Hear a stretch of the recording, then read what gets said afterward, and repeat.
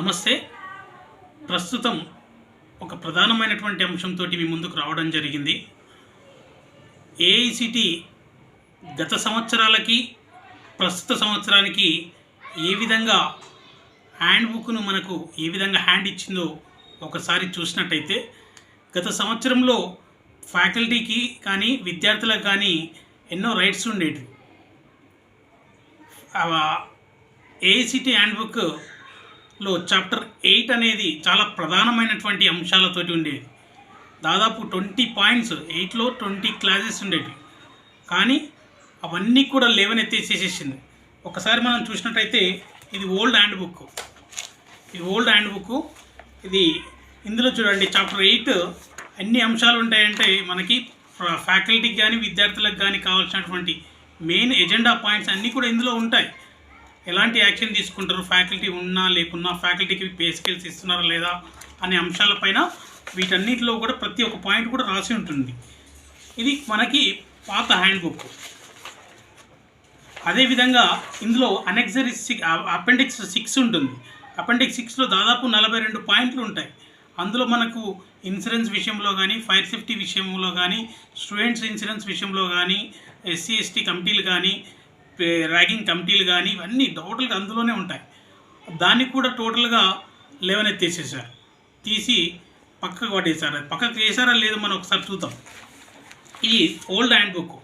New hand బుక్లో మనకి చూసినట్టయితే ఇది న్యూ హ్యాండ్ బుక్ 2024-25 అంటే 3 సంవత్సరాలకు ఒకసారి ఇప్పుడు ఇన్స్పెక్షన్స్, 3 ఇయర్స్కి ఒకసారి ఈ సర్టిఫికేట్ వెరిఫికేషన్స్, ఇన్స్పెక్షన్స్, కమిటీలు విధంగా అని చెప్పేసి ఏఐసిటి తయారు చేసిన హ్యాండ్ బుక్ ఇది. 2024-25 to 26-27 అని చెప్పేసి ఒక కొత్త బుక్ రిలీజ్ చేసింది. ఇందులో చూస్తే మనకి అక్కడ చాప్టర్ 8 చూపించాను కదా, పాత బుక్లో ఎన్ని పాయింట్స్ ఉన్నాయి, అక్కడ 20 పాయింట్స్ ఉన్నాయి మనకి. ఈ 20 పాయింట్స్లో మరి ఇప్పుడు ఇక్కడ ఏమున్నాయి, ఈ చాప్టర్ 8 తీసుకుంటే డూ ఇట్ అని చెప్పేసి ఒక పాయింట్ పెట్టేసేసింది. చాప్టర్ 8లో ఏమున్నాయి, ఏమి లేవు, అన్నీ ఖాళీ.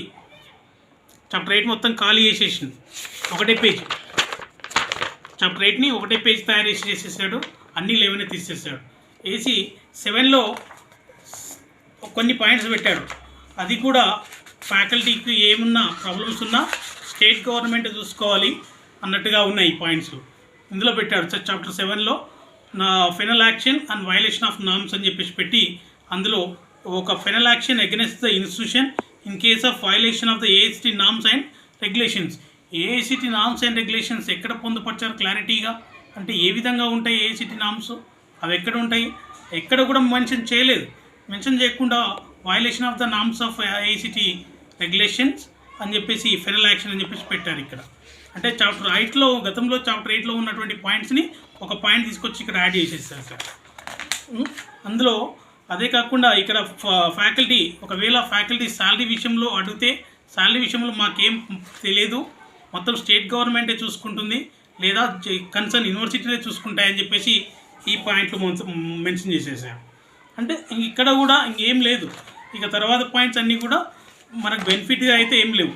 అన్ని కాలేజీలకు సపోర్ట్గానే డాక్యుమెంట్ తయారైపోయింది ఈ సంవత్సరం. అంత దారుణంగా మనకి ఏఐసిటి ఉందంటే, మరి ఏఐసిటి టెక్నికల్ ఎడ్యుకేషన్ని అభివృద్ధి చేయడానికి ఉందా, లేదంటే ఓన్లీ బిజినెస్ పరంగానే కాలేజీలు నడుపుకునే విధంగా తయారైందా అని చెప్పేసి మనకు స్పష్టంగా కనపడుతున్నాయి. ఓల్డ్ బుక్ను, న్యూ బుక్, హ్యాండ్ బుక్ను చూస్తే ఒకసారి ఆలోచించండి మిత్రులారా. ఈరోజు మనం ఐక్యంగా ఉంటే మాత్రం ఖచ్చితంగా మన రైట్స్ని మనం సాధించుకోవచ్చు. మళ్ళీ హ్యాండ్ బుక్లో మనం ఏవైతే మన క్లాసెస్ ఉన్నాయో ఆ 20 క్లాసులలో మెయిన్ ప్రధానంగా 6 క్లాసెస్ మనకు ప్రధానంగా ఉన్నాయి, అవన్నీ కూడా మళ్ళీ తెచ్చుకోవచ్చు. దయచేసి ఒకసారి ఆలోచించండి. ఏఐసిటీ కూడా ఖచ్చితంగా మళ్ళీ రివైజ్ మేము లెటర్ పెడతాం, మళ్ళీ వాటిని సాధించుకునే విధంగా ప్రయత్నం చేస్తామని చెప్పేసి తెలియజేస్తూ, మీరందరూ కూడా ఐక్యంగా కదిలి రండి ముందుకి. ఎప్పుడైతే మనం ఐక్యంగా ఉంటామో మన హక్కులన్నీ కూడా సాధించుకోవచ్చు అని చెప్పేసి తెలియజేస్తూ ముగిస్తున్నాం.